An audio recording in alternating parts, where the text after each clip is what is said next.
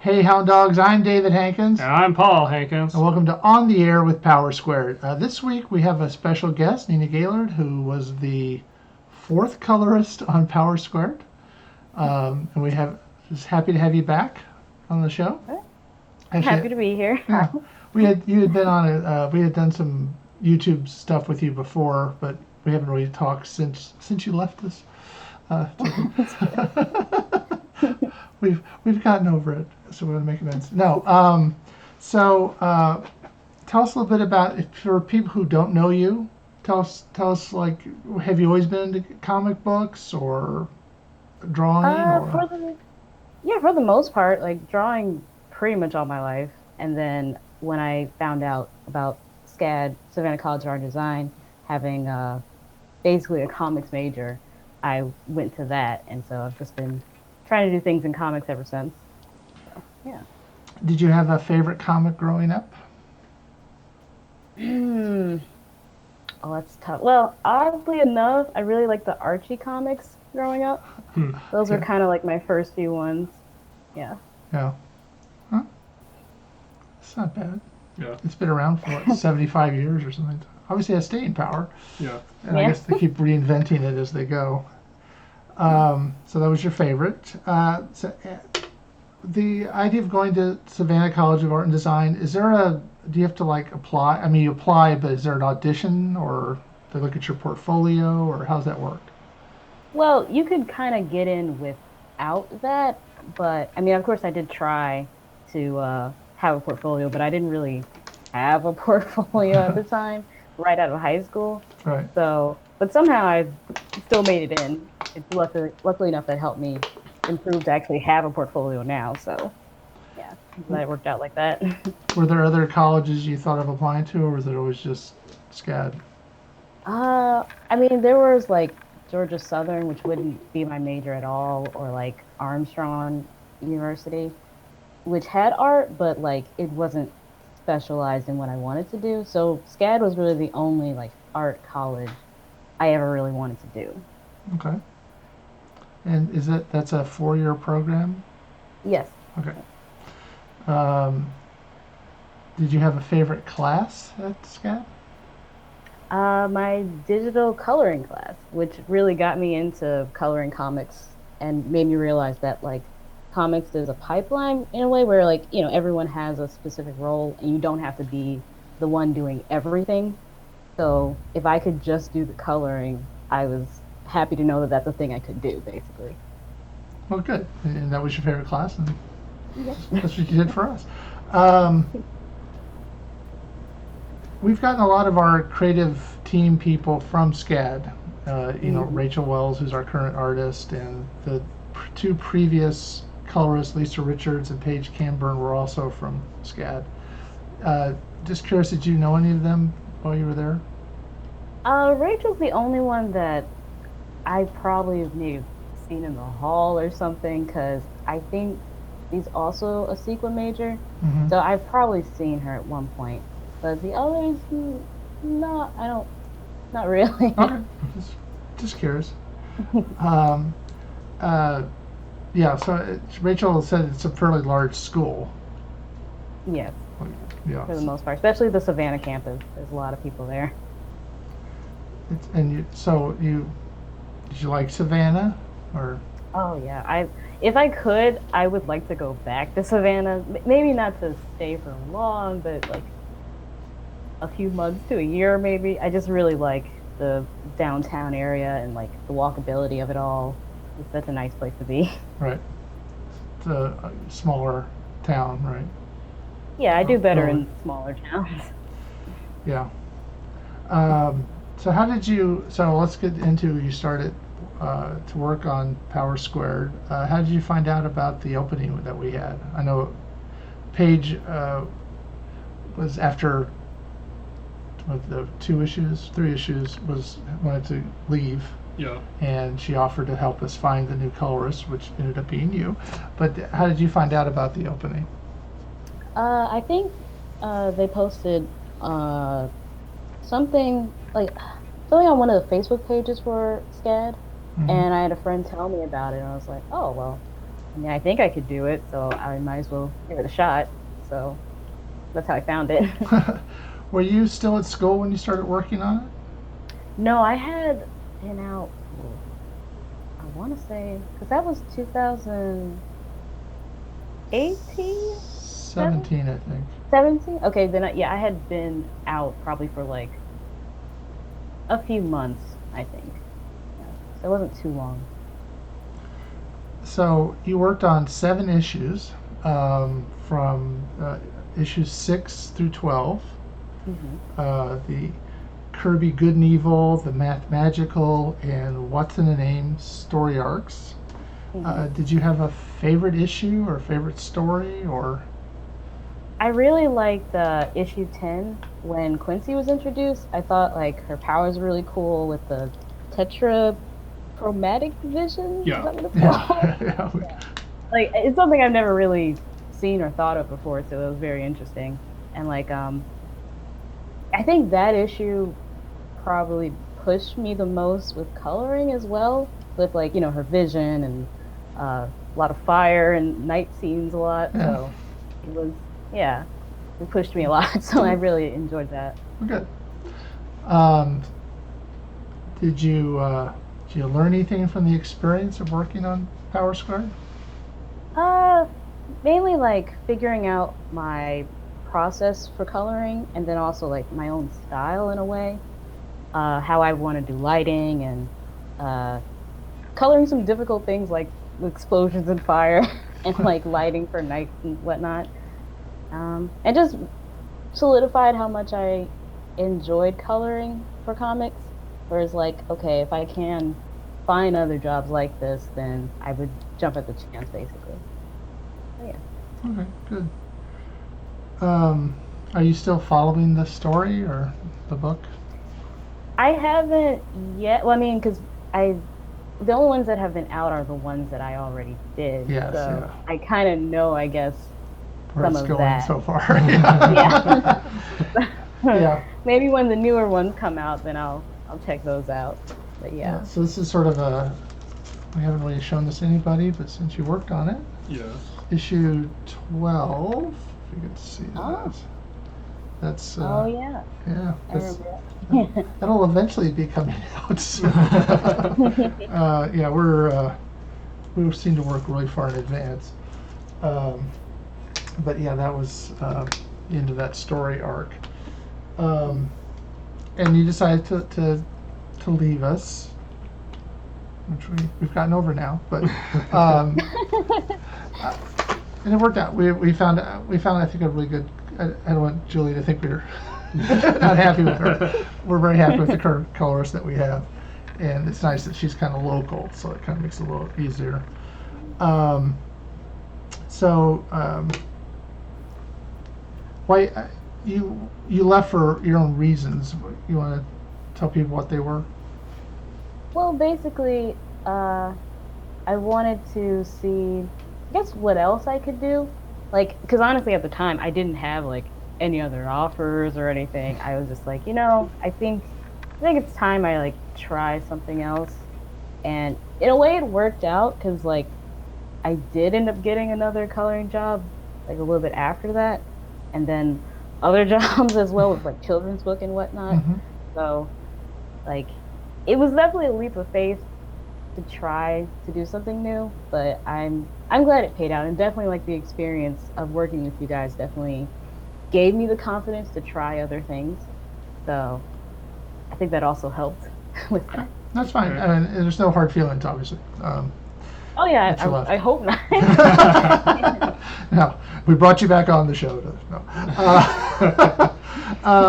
So you have your own company, Got Moxie, Yes. that you founded, I assume, right after you got out of college?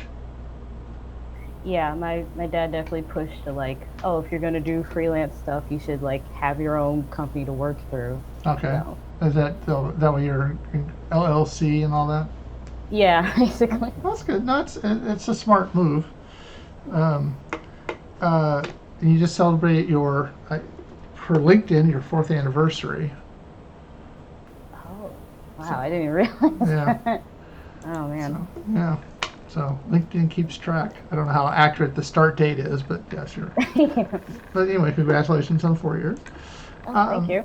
Um, so you've also started an Etsy store. Yes. You want to tell us about that? Yeah, that started, I want to say also like around 4 years ago, uh, where I was already just like making stuff. So I was like, okay, I should turn it into prints or make stickers and like see how that goes. And it was pretty slow, like the first year of it, but then like I started making more stuff and like my friends started buying things from it too, and like eventually it just, you know, it worked out, I'll say eventually, but I'm still working on it and like adding more things and yeah. Okay. Um, and where would people find your Etsy store? It's called Got Moxie Designs on Etsy, and yeah, I guess that's pretty much how you Okay, define it. well, I Just just searching for that. just want to give you a plug where we can. Um, so, and you have on there these things that you've created, or is this a lot of times people take other people's art and tweak it, and No. this is all your Oh stuff? no. I'm just Yeah, no, I would never do that. okay. Everything I've drawn. So yeah.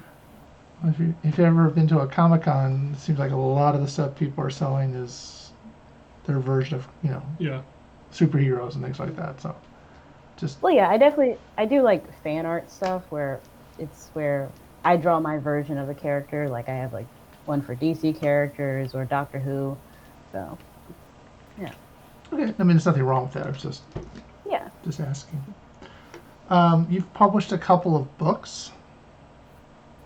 yeah, Tala kind and of. well, through Kickstarter, I guess. Tala and the Droplets Yes, and that Housing was my Boy, Summer Housing Boy.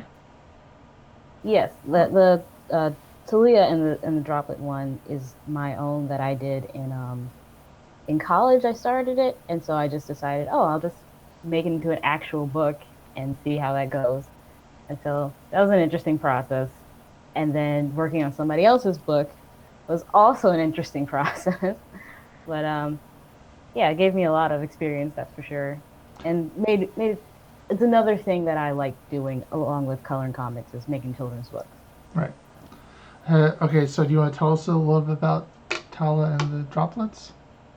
What's it Yeah, about? that one is mainly dealing with like the water cycle in a fun type of way where it's this little girl that gets lost in a forest and she meets these droplets and like through meeting them she learns about the water cycle with they evaporate and then like they come back down and like there's not animated but like little sun ray sprites that I made as well for it and yeah I just thought it would be a cute way to like teach it without it being too over the top about being educational, but it is, yeah, educational in a fun way, I'll say. Okay.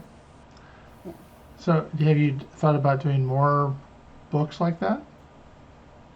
Uh, for myself, I still would have to think of an idea for it, but uh, I like working on other people's, seeing what, making their stories come to life, basically.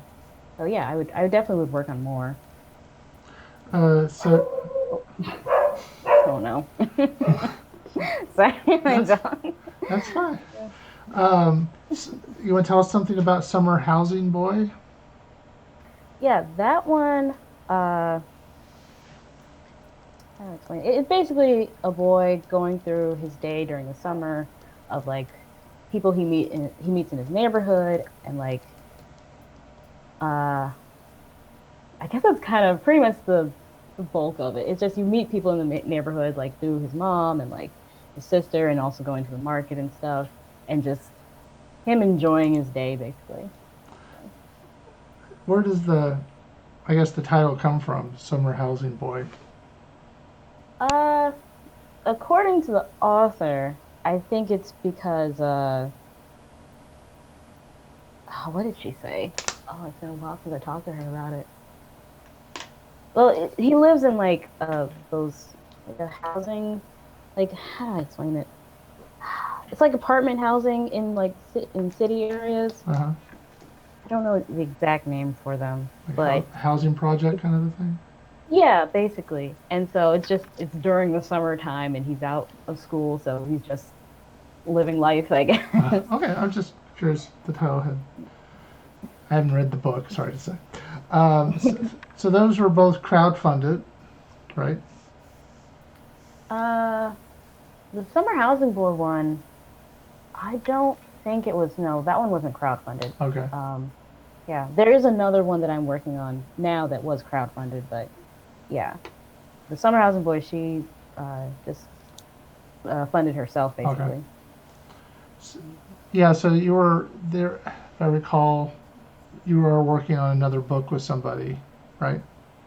Yeah, it's through these people called For My Books. They're based in England. I don't know exactly where, but in the UK, I Uh think. huh.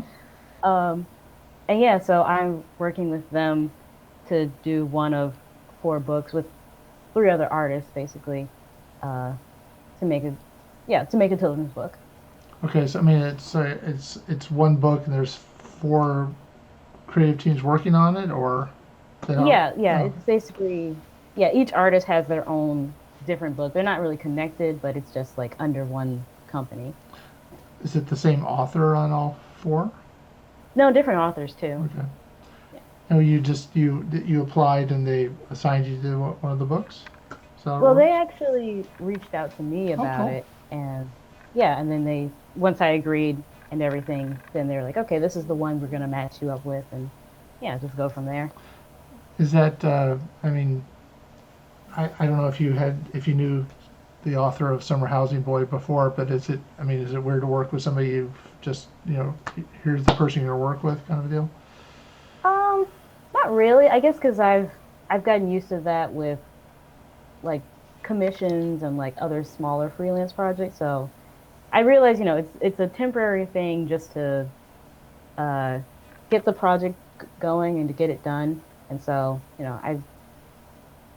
I don't really think about it. I guess I Okay. just work well with people like that. Yeah. Well, you obviously worked with us. You didn't know us from Adam, I guess, when we started. Um, so, did you going through? We've gone through the Kickstarter process, and there's a lot of like, is it gonna fund? Is it gonna fund? Kind of worries. I mean, did you have that kind of experience, or were you just confident it was gonna fund?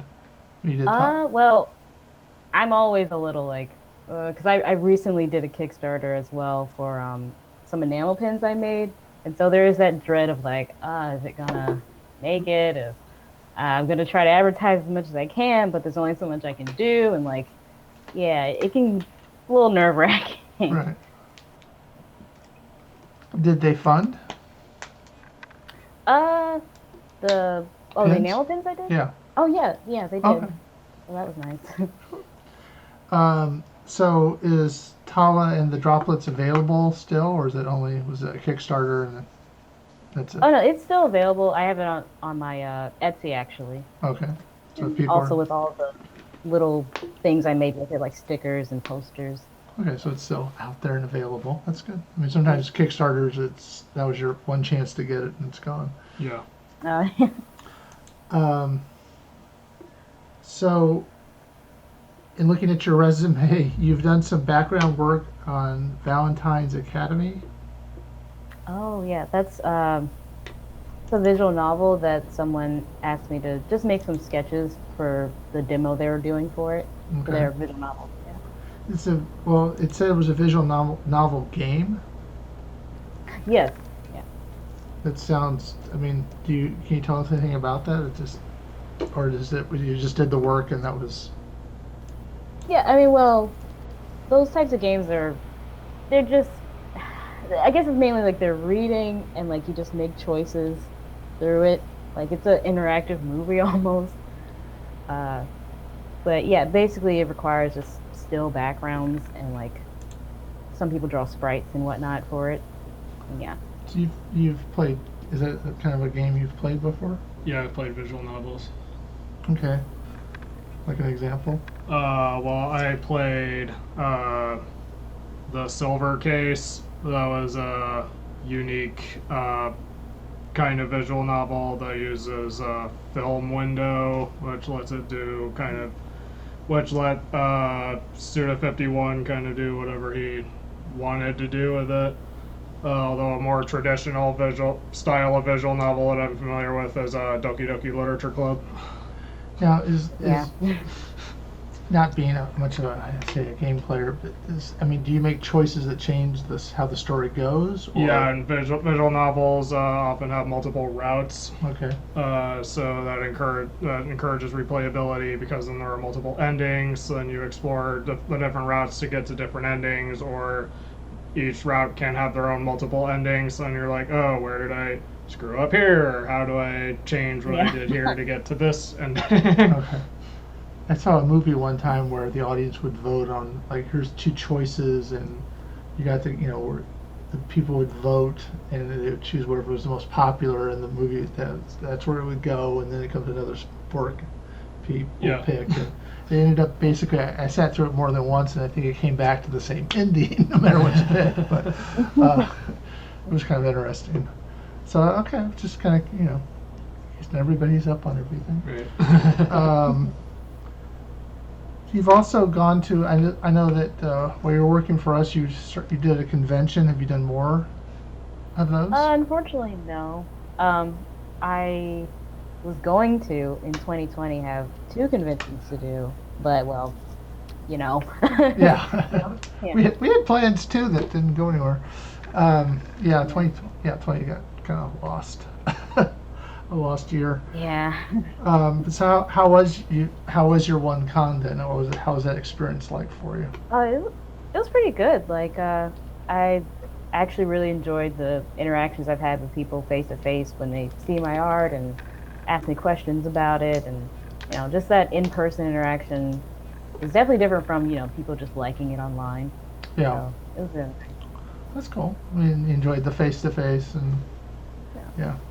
So are you now that we're quasi back to normal? Are you planning on signing up for conventions this year or next, or are you still kind of? I would consider maybe next year. I don't think there's any this year I could see myself getting ready for, but maybe next year, like maybe late next year, depending on how things go. Right. We ask all our guests, how has COVID affected you? Ooh. Besides they can't go to conventions, I mean. Yeah, it's been a lot. I'm not gonna lie. It definitely put a lot of things into perspective, and I had always been the type of person that didn't mind like not going out or like being by myself, but when I didn't have the choice to, then it was like, oh. Now I feel, I don't like it. I feel trapped. So, yeah. So there's a lot of soul searching, I guess, and realizing things. Well, yeah. It's been a lot. Well, at least you're doing something that you can kind of keep doing, right? Yeah. You can do it from home. I mean, a lot of people don't have that opportunity. Yeah, I'm grateful with freelance stuff. So yeah. You're also working on a webtoon, Edith. Oh well, I was working. It's been kind of on hiatus for a bit. Okay. So I'm not sure when that's coming back. I think they said maybe August, but it's been a while since I've talked to the creator. So. Okay. Do you want to tell us something about that webtoon? It's called Edith. It's like I guess it's like a romance slice of life webcomic. So just following the life of this one girl and surviving adulthood, and she's an artist. No, she's an author. Yeah, she writes books, and like yeah, just seeing her love life and like friendship stuff. Yeah, just slice of life stuff basically. What's the kind of turnaround on that? If it's kind of it was weekly, right? Yeah, it's a pretty fast turnaround for quite a bit of work. So I had to work around some things, make some shortcuts, but I think it definitely made me faster in that regard with coloring. So how far ahead would you be working on that? Well, what do you mean by far? Well, I mean, like, if you finish the work on Friday, would it be up on Monday, or would it be a couple of Mondays, or whenever that she posted? I'm not really sure when that went up. But I mean, Oh yeah, it was pretty much like once I finished it, maybe a day or two was then it was posted. so it was a Um, pretty quick turnaround. yeah, I mainly had maybe like sometimes 3 days, sometimes 5 to get things finished. But yeah, So she was working kind of close to her own yeah, I deadlines. think that's the thing with yeah, it's the thing with a lot of webtoons. I think they have pretty close deadlines, and sometimes they make cushions for themselves when they can, but sometimes it they can't. So I get it. Is there anything besides that that you're working on now? I'm sorry. What? Is there any? I was gonna say you're still working on it, but you say you're not at the moment. Are you working on anything else besides Edith or the books? Other than the children's book I mentioned from the For My People, uh, nothing else. Well, I was trying to work on my own visual novel game with a friend, but it's a slow process of like doing my own work and also trying to do freelance work as well. So that's a little slower along than I had planned originally. But yeah. Do you have any idea when your children's book will be coming out? Hopefully by November of this year, maybe a little bit before, but Oh. November definitely. Are you done with what you were doing? Or are you still working Not on yet. Okay. Yeah, I'm still working on it. I'm still in like the inking phases for pages and stuff, but I've gotten like thumbnails and stuff. Like the inking phase is definitely the hardest part for me. Once I know I get to coloring, then it'll go by a lot faster. But yeah. How many pages are you doing for it? Just This one it goes by like spreads, so 10 spreads, but I think it'll total to like 20 pages. Yeah. okay. Well, you'll have to let us know when that comes out. Yeah. So if somebody wanted to follow you or reach out to you, how would you recommend they do that? Well, on Twitter and Instagram, I'm Nina K _sketch, and I'm pretty active on those two things. If it's something, I guess, business related, it would be like Nina Gaillard at outlook.com. But yeah, that's pretty much where I could be found. Okay. Is there anything else you want to tell people about the work you do? Um, can't think of anything specific. Yeah. But you're open to, like, if somebody wants a colorist, you'd be somebody they could contact, that kind of stuff. You're open for Oh yeah, commissions and that kind of stuff. yeah. Commissions, advice. I don't know anything. Okay. All right. Well, we appreciate you being on the show. Yes. Yeah. Thanks. If you are watching this later on YouTube and you like this conversation, leave a like, subscribe, and ring the bell if you want to see when more of these go up. All right. Thanks again for being. It was nice to see you again. It's been a while. Yeah. And, Likewise. Thank you so much for inviting me on here. no, I appreciate it. and I appreciate you being available. All right. So until next week, I'm David Hankins, I'm Paul Hankins. and you've been on the air with Power Squared.